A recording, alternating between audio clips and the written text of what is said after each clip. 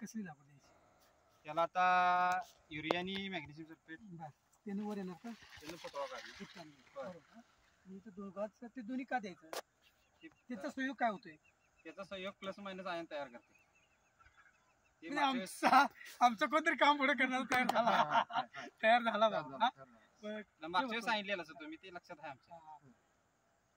तर काय करायचं माहिती आहे त्याला आता ते तरी द्यायचं हम्म. पण आणि अमिनो हुमिक फुलविक आणि सीड सीवीड हे 4 घटक आहेत. हे मातीमध्ये काम करतात. हा हे आता मागच्या वेळी हे सोडले हम्म. ऍझोडबॅक्टर पीएसबी नाही ते पीएमबी जीवाणू झालं ते जीवाणू हे सगळं सोडले. आळवण्यात 3 झाल्या 2 झाल्या तिसरी आळवणी व्हायची आता प्लॉट लावून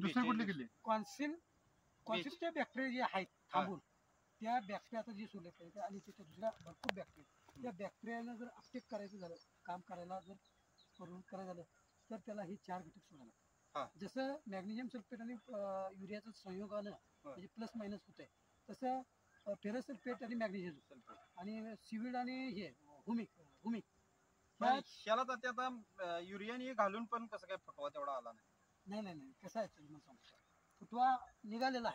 आहे पण हे युरिया दिल्यामुळं हे पान शेप वाढलं. हे पान तुमचं युरियामुळं आता एवढं करता ना होय हे होय युरिया जास्त पडल्यामुळे हे एवढं पान वाढलं म्हणजे कमीत कमी 2 फूट झाले. हम्म. लक्षात आलं का 2-2.5 फूट झालं. होय. म्हणजे नुसता युरियाचा वापर केल्यामुळे जर युरियाचा वापर न करता हम्म. म्हणजे प्रमाणात युरिया आणि मॅग्नेशियम सल्फेट जर सम प्रमाणात तुम्ही दिला असतं हा. युरियाचं प्रमाण जास्त झालं तर तुमचं फुटवा चांगलं निघालं असतं. आणि महत्वाचं ज्यावेळी आपण काही मॅग्नेशियम सल्फेट आणि युरिया ज्यावेळी देतो त्यावेळी शेंडे कट करून द्यावा लागतो. हा विषय मला तात्या हा. त्यानं सांगितलेला मला त्या दिवशी महादेव गुरव हा. यांनी मला सांगितलेलं की शेंड कट कर आणि मग सोड पण ते आता गडबडीच्या ह्याच्यात शेंड राहून गेलं. मग त्याचं काय झालं अळवणी केली तिची नाही हे खत टाकलं कट टाकलं हो. मिक्स करून खत मिक्स टाकलं. करून ते टाकलं कसं आहे प्लस मायनस युरिया हातामध्ये घेऊन पाणी सोडलं तर न्यूट्रल होतो. होय. मॅग्नेशियम तसं होत नाही पण युरियामध्ये मॅग्नेशियम सल्फेट मिक्स केलं तर ते लगेच पाणी पाणी होतं. होतं. पाणी लगेच होतं. त्याला या म्हणून- सरीला जेवढं मिक्स करायचं आहे तेवढंच मिक्स करून लगेच तेवढंच लगेच टाकायचं टाकायचं. टाकायचं, लगेच टाकायला लागतं. तर ते शेंडे कट करायला लागतं. शेंडे न कट केल्यामुळं जेठा वाढला जेठ्याबरोबर त्याचं पान पान वाढलं वाढलं. त्याची उंची 2 फुटापर्यंत झाली. लक्षात आलं? ते कट केलं असतं तर ते खालचं कोंब लवकर आलं असतं. आता त्याला अमिनो हुमिक सीवीड हे 4 सोडल्याशिवाय ते वर झामझम येणार अमिनो ह्युमिक सीवीड आणि फुलवी फुलवी हा हे 4 घटक सोडण्यासाठी झटशन येणार ते मातीमध्ये काम करते मुळीवर काम करते. लक्षात आलं का? आणि नंतर तुमचं परत मायक्रोन्यूट्रिएंट एनपीके बॅक्टेरिया हम्म. म्हणजे ते जैविक जे जोडलं ती हा नाही ते जर वरनं फवारणी केली, रजमध्ये आणते बाकी. रयतमध्ये. ते वेगळं ते जर सोडलं सगळं एक टॉम्बीमध्ये येते आता नवीन एनपीके म्हणजे सुपर किंग नावानं औषध आले हा. त्याच्यात सगळं घटक आहे पावडर 5-5 ग्रॅम फक्त पंपाला घ्यायचे किंग 1 किंग 2 हा. जे मी वापरतोय ते म्हणजे फवारणीसाठी हा नाही ते ड्रिचिंगला आळवणी आळवणीला आणि फवारणीला सुपर किंग बॉटल लिक्विड 1 आहे आणि लिक्विड 2 असं ते बॉटलमध्ये येते फवारणीसाठी येते. हम्म. मग ती कधी पानं सुटल्यानंतर हे फुटवा वर आल्यावर तिच्यावर नुसती फवारणी घ्यायची फवारणी ते फुटवा आणि जेट्टा तुम्हाला 15 दिवसात कळणार नाही एकसारखं सगळ्याची वाढ होते. आता पाणी मग पाजून शेणखत आहे. आजचा 7वा दिवस आहे बघा. नाही आता पहिल्यांदा तुम्हाला शेंडे कट करून तण नियंत्रण तण महत्त्वाचं. नियंत्रण आता पहिल्यांदा तण नियंत्रण करा आणि मग शेंडे कट करा. म्हणजे जे दिलेलं आहे ते त्या उसालाच मिळालं पाहिजे तणाला मिळता कामा नाही.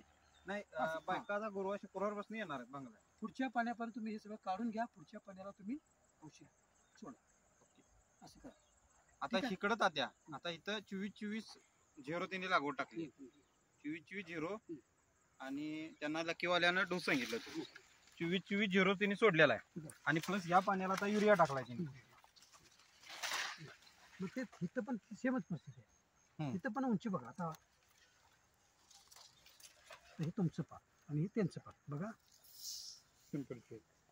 त्यांचं उलट जादाच गेलं त्यांचं उलट जादाच गेलंय. लक्षात आलं का? तुमच्यापेक्षा पण तुमचं जे फुटवं आहे तसं फुटवं ह्यांचं नाही आहे. 4-5 आहेत तुमचं 5-5 फुटवं आहेत बघा.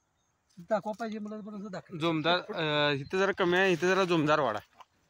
आता इथं बघा मी कट केला इथं किती आहेत बघा 1 2 3 4 5 6 आणि 7 फुटवं आहे तुमच्या इथं.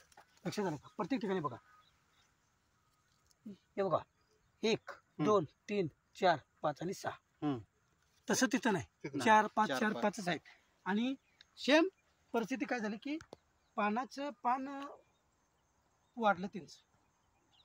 24-24-0 टाकले हा तेच की सांगतो. आता तुम्ही कट करून शेंडे कट करून जे जे मी सांगतो ते जर खत वापरलं हम्म. सर तर त्यांच्यापेक्षा फुटवं चांगलं येणार, जाडीच येणार त्यांच्यापेक्षा. आणि ह्यो फरक तुम्हाला 8 दिवसात दिसणार. म्हणजे कधी पहिल्यांदा तण येणार, शेंडे कट करायचं आणि ते औषध सोडायचं. त्या औषध सोडलं की 8 दिवसात तुम्हाला फरक 100% दिसणार, गॅरंटी. आता इथे खोडकीड दिसायला कुठं कुठे. ते कसं होतं तुम्हाला सांगतो. जानेवारी फेब्रुवारी मार्च हा. म्हणजे हे फेब्रुवारी हे महिना संपला की कमी येते. उष्णता वाढायला लागली की ती खोडकीड येते. खोडकीड ऑटोमॅटिक तयार होते. आणि ती खोडकीड कशी होती की ह्याच्या अगोदर मी व्हिडिओ केलाय की सुरळी आतली जी सुरळी असते ती सुरळीच खातो. किती मिळालेलं आहे बघा तुम्ही. केलं ना हे इथे आता खोडकीड लागली. ह्या प्लॉटला ह्याला कोंबाला खोडकीड लागली. आता बघा इथं आता खोडकीड ह्याला लागलेलं आहे आणि ह्या किडीनं ह्याला होल मारलेला आहे.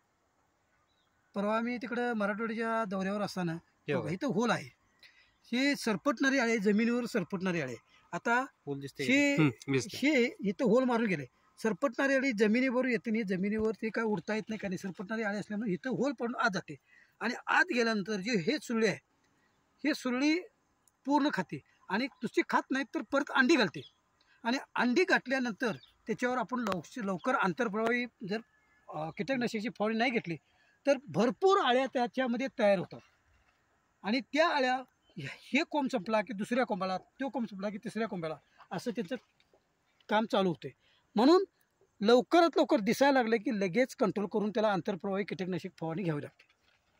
म्हणजे आपल्याला पूर्वसमार चालू राहतोय. चला ओके, बंद कर. धन्यवाद करा. कॅमेरामॅन महादेव बरोबर पाटील. अरे माझ्या का